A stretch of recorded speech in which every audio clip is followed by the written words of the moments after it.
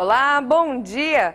Na semana passada, a Câmara dos Deputados desenterrou e aprovou um projeto de lei apresentado ainda no governo de Fernando Henrique Cardoso. O PL 4302 permite a terceirização em todas as atividades de uma empresa, tanto no setor privado quanto no serviço público. Michel Temer tem 15 dias para sancionar o projeto, que tem sido alvo de muitas críticas, na medida em que fragiliza ainda mais as condições dos trabalhadores terceirizados, colocando em risco a perda dos direitos. E para entender melhor esse assunto, convidamos Antonino Pio, que é membro da Comissão dos Advogados Trabalhistas da OAB do Rio Grande do Norte, e Manuel Euflauzino, que é coordenador do Sinteste-RN. A eles eu dou o meu bom dia para a gente falar desse assunto que está aí e as pessoas sem entender muito bem. Acho que há algumas semanas já o Diálogo Plural vem batendo em assuntos que a população de fato precisa começar a entender e, de certa forma, está meio perdido ainda, né? Parece que a gente não está conseguindo acompanhar tudo o que está acontecendo.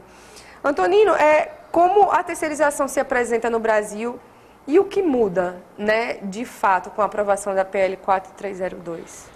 Bom dia, Camila.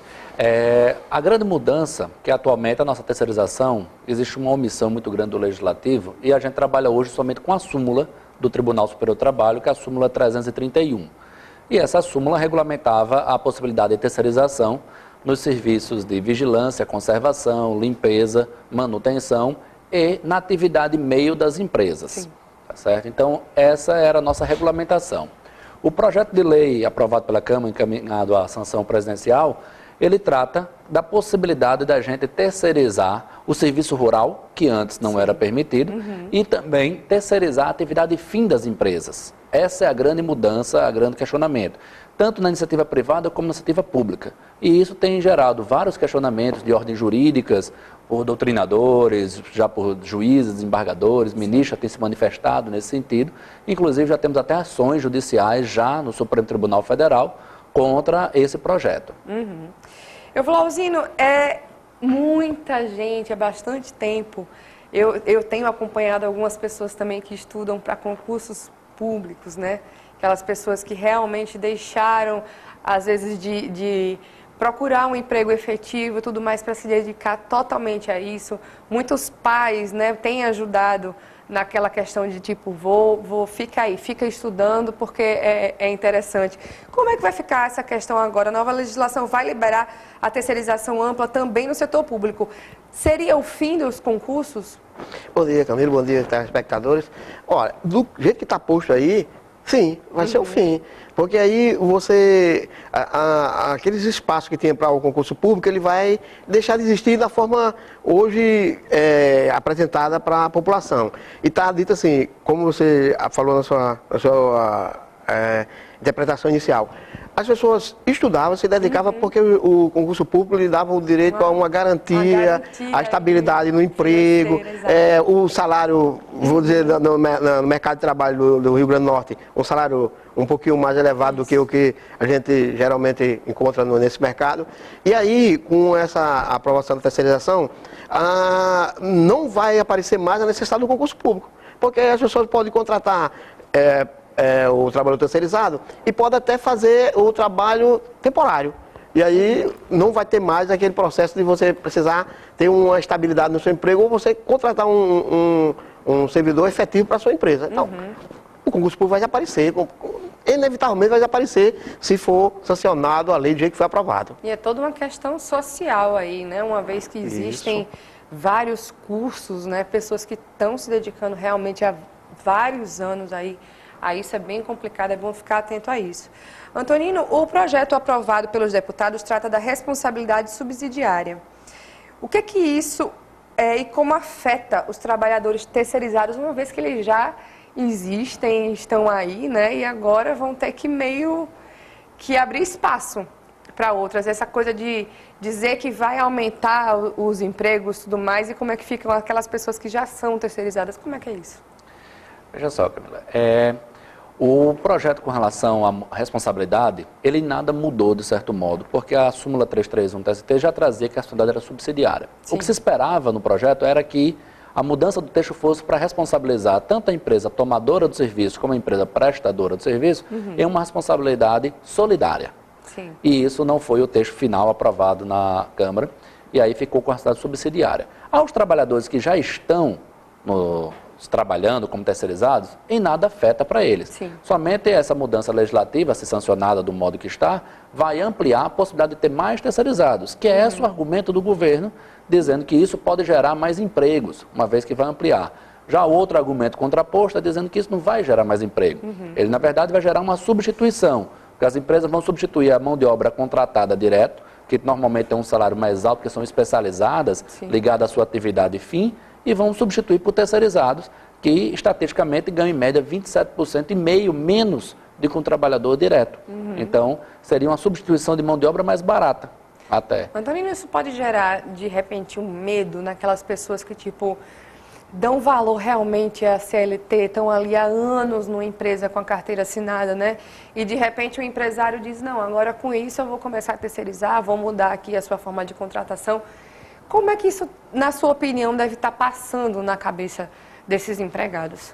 A gente imaginando que as empresas sempre estão voltadas nessa ideia de minimizar suas despesas e maximizar seus lucros, certo? Então, ela muito provável, que essa é a grande crítica ao projeto, que isso venha acontecer. As demissões para substituições por mão de obras mais baratas. E aí, quando você perguntava da responsabilidade, do recebimento, a gente tem uma estatística também, segundo o Cadastro Nacional dos Devedores Trabalhistas, do TST, 25% das dívidas de todo a justiça de trabalho no Brasil todo são de empresas terceirizadas. Então, é comum elas deverem, certo? Não pagar os direitos trabalhistas aos empregados e aí isso acabar na justiça e entrar como os grandes devedores. E tem aquela coisa do trabalho temporário, né? Eu até aplico para vocês dois a pergunta, que antes era de 3 meses, agora passou para 9 meses, não é isso? Até 9 nesse momento. 9 meses, né, no momento. E aí, como é que fica isso aí também? Isso fica exatamente no processo que ele acabou de explanar para a gente. O empresário que quer maximizar os seus lucros, quer sempre ter, é um direito dele, na verdade, ter lucro. Agora, tem uns que exageram e querem multiplicar rapidamente o seu lucro e, nesse processo, vai explorar o trabalhador. Então, se ele consegue fazer uma contratação temporária por 9 meses, para um trabalhador. Em seguida, ele acabou esse contrato. Vai passar um mês e já contrata um outro. Vários direitos sociais que o trabalhador efetivo teria, esse não vai ter. Então, o empresário vai deixar de estar contribuindo inclusive com a economia da cidade, com a economia do estado, do país, porque ele está, eu vou dizer, de forma legal, sonegando a contribuição social que um trabalhador com carteira assinada, com o seu direito trabalhista todo registrado, teria. Esse trabalhador temporário não vai ter, porque ele vai receber apenas pelo tempo que vai estar prestando serviço e pelo trabalho que ele vai desenvolver ali. Então, acabou férias, não tem esse... E, rapidamente, para a gente encerrar esse bloco, você acha que o projeto abre brechas para uma quarteirização? Peixe, com certeza. A gente acabou, voltando ao tema novamente, o empresário que, aí eu vou chamar, não vou chamar, porque de desonesto, na verdade, mas aquele empresário mal intencionado, que já lucra com o terceirizado e consegue, a partir daí, tentar melhorar o seu lucro, e a empresa que está terceirizando tenta também aumentar o seu lucro, ele vai materializar o trabalho, precarizar muito mais esse processo, e o que leva exatamente a uma dívida, igual o nosso companheiro aqui falou, de que a partir daí mais sonegações vão aparecer, mais processo, o que ele conseguir fazer para não estar pagando ou tirando do seu bolso essas contribuições sociais, ele vai fazer. Então, terceirizado hoje ele já consegue dar essa ludibriada na lei, então quarteirizando, e eles vão apostar nisso. Vão aproveitar esse espaço e vão fazer isso sim. Será que isso também não vai mexer com a questão da produção e da qualidade, né, de produção das empresas? E daqui a pouco a gente vai conversar sobre isso. 1 minuto, não sai daí.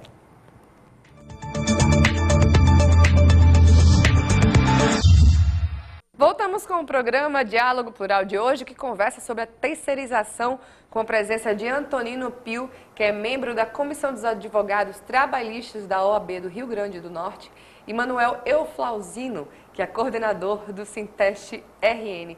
Já é de casa, né, Euflauzino? Já está aqui para... Acho que é a quinta ou a sexta participação já aqui com você. Mas vamos lá continuar esse debate, agora relacionado à última pergunta que a gente fez no primeiro bloco. O projeto de lei aprovado na Câmara dos Deputados trata também do trabalho temporário, né, como a gente falou, aumentando de 3 para 9 meses. Quais os prejuízos disso para o trabalhador e para o mercado de trabalho, como a gente falou no primeiro bloco, né, para encerrar, sobre a qualidade dos serviços, né? O que é que isso muda aí, Antônio? De fato, a qualidade do serviço pode cair bastante. Sim. Porque as empresas vão começar a utilizar, necessariamente que está liberado para elas, então talvez elas utilizem, dessa ideia do temporário e uma rotatividade de empregados. Então, lá, o projeto aumenta de 3 para 6 meses, podendo ser prorrogado por mais de 90 dias. Então, um total de 270 dias. Mas o benefício aí não seria ruim também para o empresário nesse sentido? Também porque quando o empregado, digamos assim, pega toda a técnica do trabalho, está, digamos assim, habituado com o trabalho, ele acaba sendo substituído, certo? Por outro. Mas a ideia da empresa talvez seja para evitar essa vinculação direta. Sim. E evitar grandes... Porque na hora que ela pega um contrato temporário, quando vence o prazo, na expiração do prazo, ela pode dar baixa, sem pagar um aviso prévio, sem pagar uma multa do FGTS. Então, talvez ela pegue essa oportunidade para evitar rescisões trabalhistas mais altas. Entendi. Euflauzino, o presidente da Câmara, Rodrigo Maia, disse que, abre aspas, o excesso de leis no Brasil tem gerado desempregados. Você acredita que o alto número de desemprego é culpa da legislação trabalhista ou da falta de uma política econômica eficiente? A legislação pode até atrapalhar um pouco em algum setor, sim, mas não é da forma que ele está colocando. Eu acho que falta mesmo uma política onde possa estar apresentando um processo de criação de emprego para a população. Se você fizer uma comparação e buscando o nível de violência que tem com os jovens, é porque não tem um mercado de trabalho. Não existe um espaço para ele se inserir. E aí, como ele não tem o que produzir, eles vão produzir a chamada, eu vou falar de besteira, mas os erros que o leva a andar na margem da lei. Sim. E aí, o que precisa realmente é criar um programa sério, um espaço onde o Estado esteja apresentando a possibilidade de criar vagas de trabalho para as pessoas que estão se inserindo. E esse processo combina também com um outro processo que tem hoje, não está no tema mais abrindo, que é a reforma da Previdência. Diz que a Previdência vai falir porque não tem arrecadação suficiente, porque não tem, as pessoas não estão trabalhando, não estão no mercado trabalhando, não estão contribuindo e esse dinheiro não chega na Previdência. Apesar do discurso de ser falso, porque foi a reforma da Previdência. Mas o correto é que falta realmente um programa que apresente espaço de trabalho, de emprego para a população. Eu não sei se vocês conseguem fazer essa reflexão comigo, porque geralmente no final do ano a gente vê muito, em várias matérias, né, em vários telejornais, esses empregos temporários, né? Acabar surgindo de Papai Noel, de empacotador, de não sei o quê, por causa da demanda mesmo do final de ano, né? E sempre, todos os anos, no final de ano, sempre precisam dessa terceirização aí. Como é que será que isso vai ficar? Vai aumentar? Será que esses serviços ainda vão ser necessários ou não no final do ano? O temporário é exatamente essa ideia para cobrir essa sazonalidade, né? No Natal, na Páscoa, no Dia das Mães, que são atos que o comércio normalmente tem uma produtividade maior, necessita essa mão de obra específica para esse tempo. Então, a ideia talvez das empresas é que todos os vendedores ou que estariam ligados à atividade fim ou nas fábricas, o pessoal da equipe de produção, acabem sendo terceirizados por isso aí, não só os que já seriam contratados temporariamente para essa época sazonal, mas como os outros. Entendi. Certo? Também poderia entrar nessa ideia. E até eu volto um pouco à pergunta anterior, só para esclarecer também no seguinte, que o trabalho terceirizado, certo? Ele tem um índice de acidente de trabalho muito mais alto. Quando você falava do resultado, do seria bom ou não. Ele tem um índice de acidente de trabalho muito mais alto. Quando a gente vai para uma análise de estatísticas mesmo, você pegar em torno de 10 acidentes de trabalho, 8 são de empregados terceirizados. De cada 5 acidentes fatais, 4 são terceirizados. Sim. Então, para a empresa também tem esse risco, o que vai onerar, como o colega Flauzino falou, o que vai onerar a Previdência Social. Sim. A Previdência acaba com esse processo de terceirização, tendo uma oneração maior nos benefícios de acidentários que talvez ela tenha que pagar. E, Antonino, fala-se muito que as empresas terceirizadas são usadas como cabide de emprego e troca de favores políticos, né? A gente fala do que está acontecendo, mas a gente sabe que tem toda uma estratégia política por trás dessas reformas aí que estão acontecendo, né? Qual a relação entre terceirização e a corrupção? Existe uma relação aí? É comum o Estado que eu me refiro ao município, o Estado ou a União, tanto Sim. faz, certo? Eles terceirizarem o serviço de conservação, vigilância e manutenção. Certo? É muito comum olhar um porteiro, um vigilante, um SG, ele ser terceirizado. E aí, muitas vezes, nessas empresas terceirizadas, acaba vindo um apadrinhado político de algum candidato, de algum governante, de alguma coisa. Isso acaba acontecendo. Então, é uma possibilidade que também, hoje, se o aspecto ele era reduzido, se aumentar para o serviço público, como o colega falou no primeiro bloco, Sim. que já há discussões se poderia ou não essa terceirização aprovada do jeito que está, seria constitucional ou não no que tange a terceirização para o serviço público. Já temos alguns artigos escritos dizendo que não poderiam terceirizar chamadas carreiras de Estado, como, por exemplo, terceirizar um juiz, Sim. terceirizar um promotor, o pessoal da polícia, auditores, certo? Então, esses não Haver poderiam. um pouco de regra nisso tudo. Exato. Já imaginou a gente agora ter juízes terceirizados? Terceirizados. Certo? Então, A gente poderia terceirizar os senadores, os deputados, né? Seria bastante interessante também. Mas, levando nesse clima de brincadeira, mas falando muito sério, a gente vai para um rápido intervalo. Um minutinho, a gente vai para o nosso último bloco para concluir esse assunto de hoje. A gente já volta.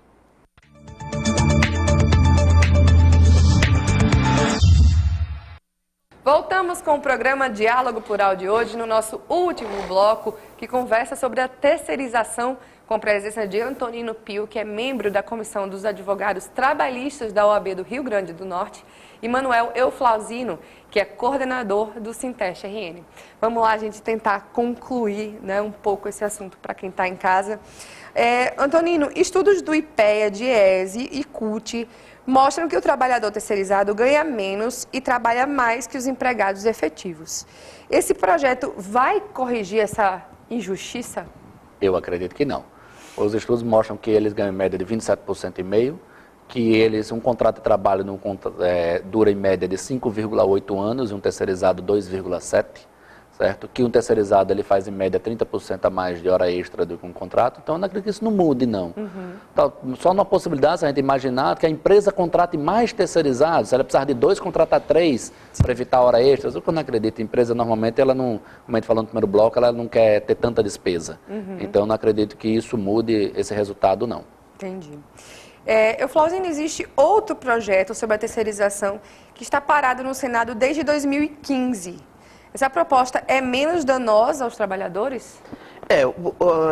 Fala um pouquinho desse projeto. Levando em conta isso, a semana passada nós estivemos aqui no IF uma palestra com o Paulo Paim, que é o relator desse projeto. Sim. E ele coloca, inclusive, algumas diferenças. Dentre elas está exatamente a questão da cooperação solidária, de que hoje a empresa também é responsável pela questão salarial do trabalhador. Se a empresa que está contratada não conseguir cumprir com os seus direitos trabalhistas, a empresa contratante, ela também é corresponsável nesse processo dado hoje. Do jeito que foi aprovado Sim. essa terceirização, isso desaparece, tá certo? Então, isso é um dos pontos, inclusive, que está dentro da diferença do processo do que foi aprovado do que tem no Senado para ser apreciado agora. E apesar do que está no Senado, já foi aprovado na Câmara também, Sim. tá certo? E aí, não sei de onde nem como a inteligência que resgatou esse processo que é de 1998,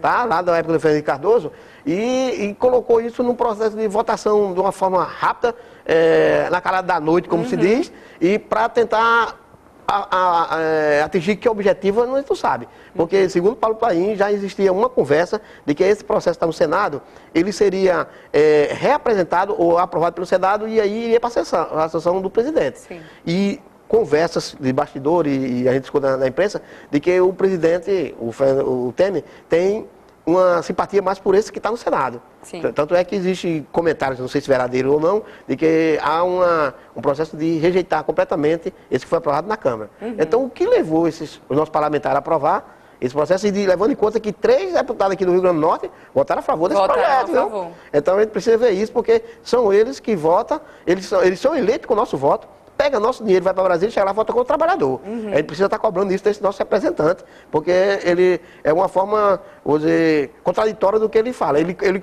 na campanha se quer o seu voto, se propõe ali defender, mas chega lá, defende outros interesses e não do trabalhador. A gente tem que estar cobrando sempre isso. fala isso aqui no Diálogo Plural e é muito interessante que as pessoas fiquem embasadas, né? Entendam o que está acontecendo. Vamos parar um pouco com essa história de eu não gosto de política, eu não gosto de economia, mas é interessante, principalmente nesse momento que a gente está vivendo, ler, saber quem é que está votando a favor dos nossos direitos, quem está votando contra, para a gente mudar essa situação, porque senão vem a eleição ano que vem de novo e vai ficar tudo do jeito que está, né? Antonino, diversos órgãos vêm combatendo a terceirização, né? O que os processos trabalhistas revelam sobre as condições do trabalhador terceirizado? Quais as maiores reclamações até o momento? Sobre o projeto ou sobre as ações? Porque sobre quanto às ações, a gente analisa a ideia de que é uma grande dívida. Sim. Porque as empresas hoje em dia terceirizadas muitas vezes são formadas por laranjas, Sim. são empresas sem patrimônio social, capazes de pagar essa dívida, certo? Dos direitos trabalhistas, direitos sociais dos trabalhadores. E aí fica essa dívida rolando pela justiça, tenta-se penhoras, bloqueios, etc. e nada. E vai só se acumulando processo na justiça.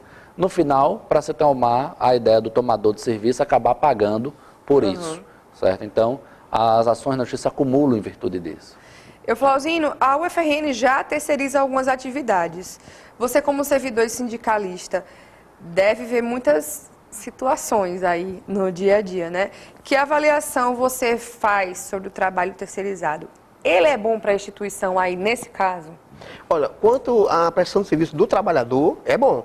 Inclusive, o trabalhador se esforça ao máximo para prestar bem o seu serviço, até porque, na hora que tem qualquer reclamação, imediatamente é naquele processo de reposição. O trabalhador, houve uma queixa, imediatamente a empresa demite aquele trabalhador e coloca outro no lugar.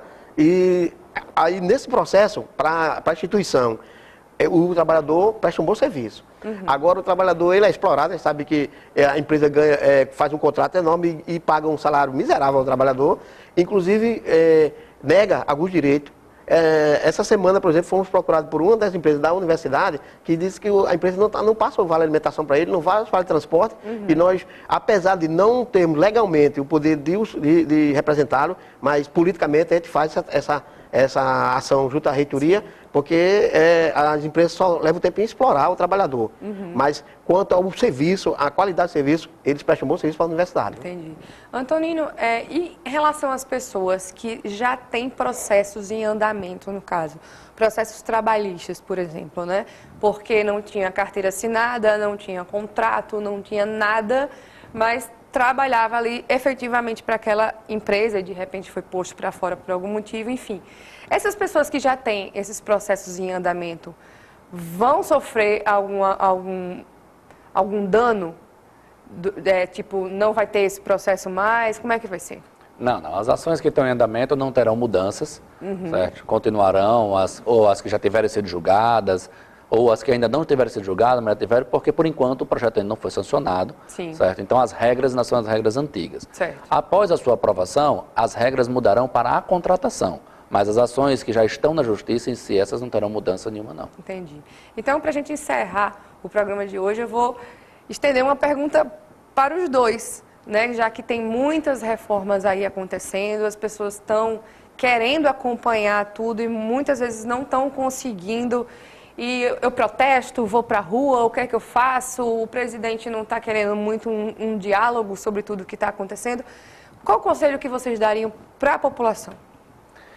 O conselho que eu daria é a ideia de, por enquanto, exatamente, a ideia de protestar, de reclamar, como o colega Flauzino falou, a ideia de ver seus votos, né, quando for votar, tá certo? Se de fato aqueles votos atendem à necessidade da sua comunidade, da sua região, tá certo? Fazendo a cobrança efetiva, fazendo a cobrança, né, dos seus políticos, não está a ideia de trocando voto por outros benefícios pessoais, que não é essa a ideia. Acho que a grande estratégia é essa, né? Aí, através da educação e do trabalho, é que a gente pode ter uma mudança maior. E aí, a gente quer colocar exatamente... Acho que o foco para mudar o que está sendo posto aí é o público na rua, é o povo na rua. É a forma que a gente tem de demonstrar para esses nossos representantes o sentimento negativo que eles estão passando para a população, porque estão votando contra os direitos dos trabalhadores. Estão eliminando os poucos direitos que os trabalhadores conseguiram com suor, lágrima e muito sangue até agora. Rasgaram a Constituição, está rasgando a Constituição. Estão desrespeitando completamente tudo que está posto até agora, do mínimo de direito que os trabalhadores têm. Flauzino, Antonino, muito obrigada pela presença dos dois. Sempre sejam muito bem-vindos aqui ao programa para a gente falar sobre outros assuntos também que digam respeito à população. E sabendo você de casa que o Sinteste é sempre muito ativo em tudo que está acontecendo, principalmente esses últimos acontecimentos. Mas se você quer mais informações, acompanhe as atualizações do nosso Twitter, o @SintesteRN, ou no nosso site, o www.sintesterrn.org.br, ou também tem a nossa página do Facebook, que é o facebook.com/SintesteRN. Para você, um ótimo final de semana e até o próximo sábado, se Deus quiser. Tchau, tchau.